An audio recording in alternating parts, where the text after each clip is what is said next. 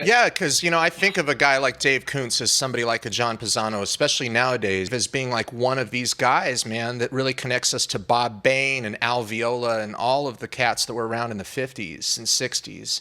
Um, and so yeah, it's interesting, man, that you would say that there wasn't as much maybe a hang at the house.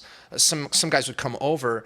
Did your dad encourage you at an early age to go out with him and like check out gigs at Shelley's Manhole and Dante's and those kinds of venues?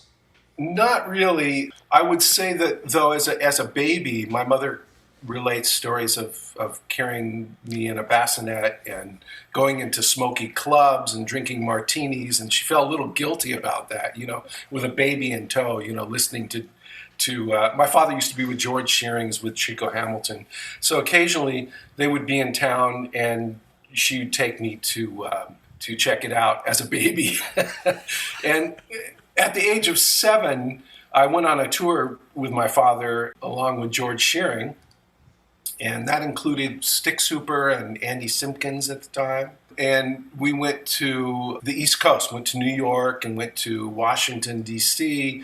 And this was at the time of civil rights unrest, actually, 68. So I was pretty young at the time. I was 7. I just remember being taken care of by Andy Simpkins' wife, Kay, at that time. We actually went to Milwaukee on that trip, and I got to see Jabbar before he was Jabbar. He was still, before he had the Muslim conversion, with the Milwaukee Bucks. So there were just all these wonderful sort of scattered memories. I can't really put the pieces together, but, going to concerts, showing up to TV studios, to see, and meeting with George Shearing, who was a very kind man. I guess that you kind of share a lineage or a fraternity almost with guys like Gerald Clayton, whose dad is John Clayton, Anthony Wilson, whose dad is Gerald Wilson. Were there some other of your friends at the time who were your age, whose parents were active in the music scene, whether they were studio musicians or serious classical or serious jazz guys too? Yeah, not really outside of a friend named Dean McCoy, who I went to high school with. He's a drummer. And his mother was Arlette McCoy, who was a pianist, and she married Monty Budwig.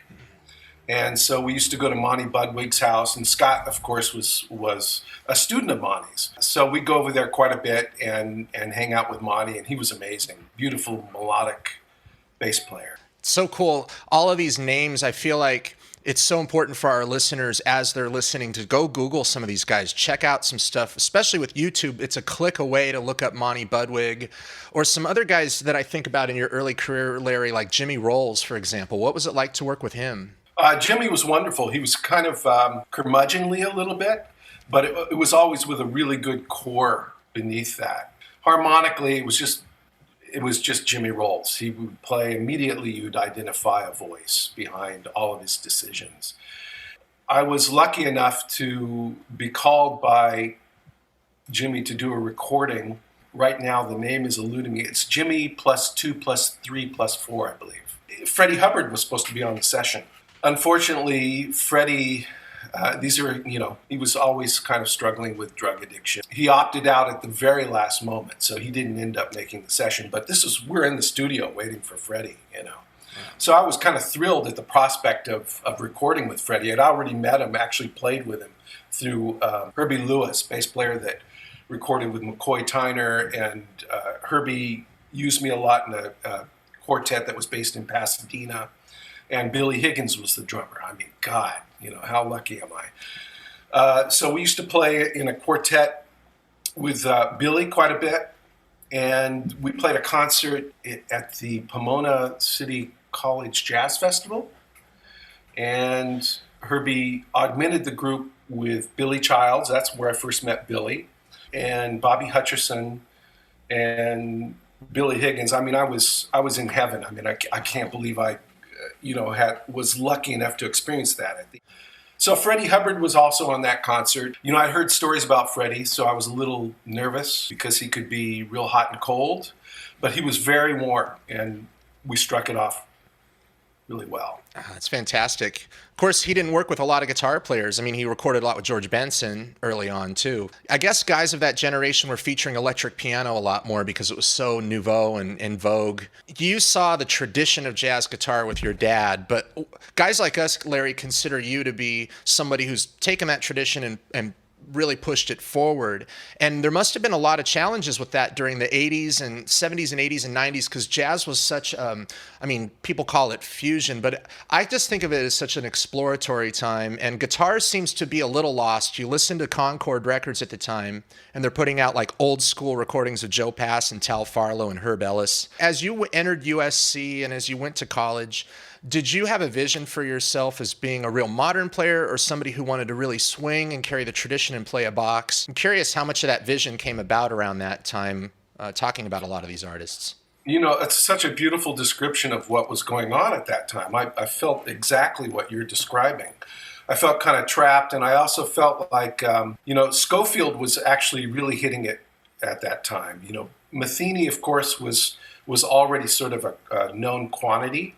I'm talking about the 80s, right? Already, Metheny sort of had made it. I remember Billy Higgins telling me he's the wealthiest jazz musician I've ever met, because he was so incredibly successful. And of course, iconic. At that time, Schofield was kind of coming on the scene, and I thought I should check out a 335. I thought I should look into a sound that included overdrive, just a little bit of dirt, and I got a little rack together with some different digital devices.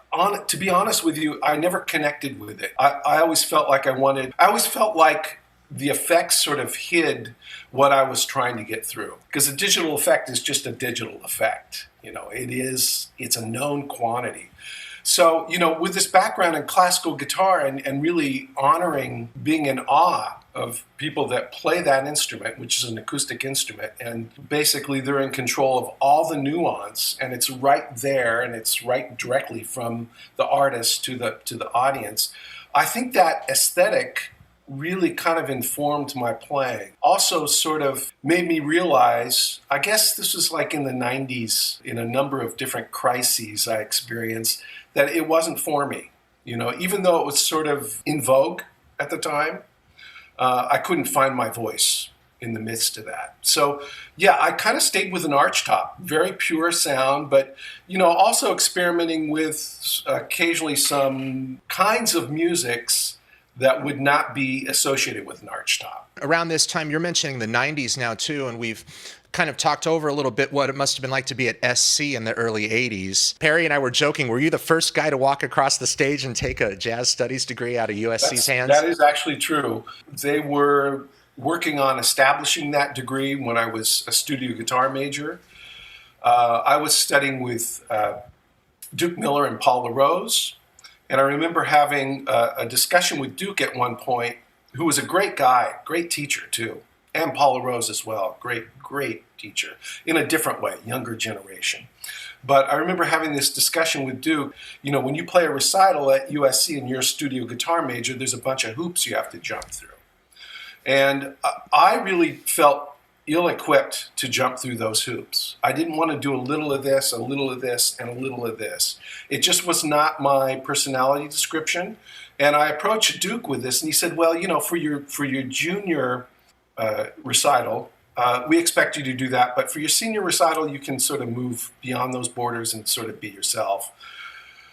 And I had to tell Duke in no uncertain terms that it really was not a good fit for me. And at that same time, I was sort of straddling being with some of the people that were outside of the studio guitar program.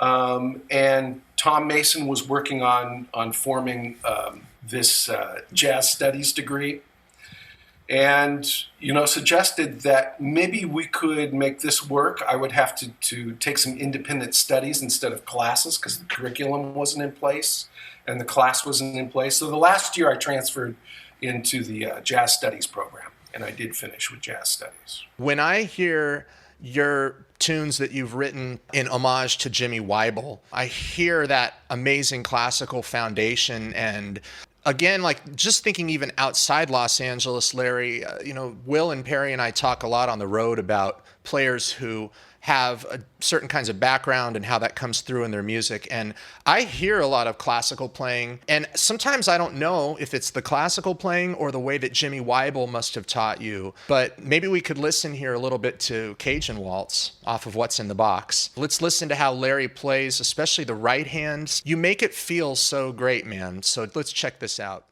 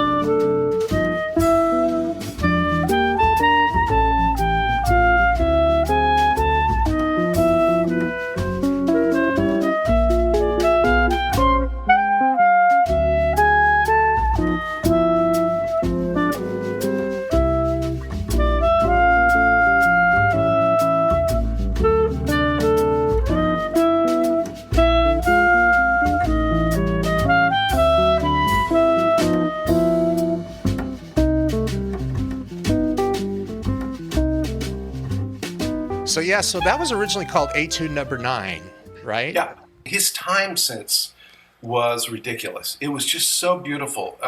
I wish I had that kind of insistence of.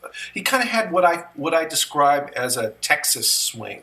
There's a certain lilt to it, and it's just persistent. It just moves through everything in like a freight train, So I think mainly the sound of that stuff, but also Jimmy really helped me in terms of like understanding how to use the left hand and sort of achieve a certain independence with counterpoint.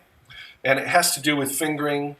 Jimmy was a really immaculate teacher when it came to being specific about fingerings. And it's not that he was very flexible. If I came up with another solution that felt better to me, he'd always encourage that.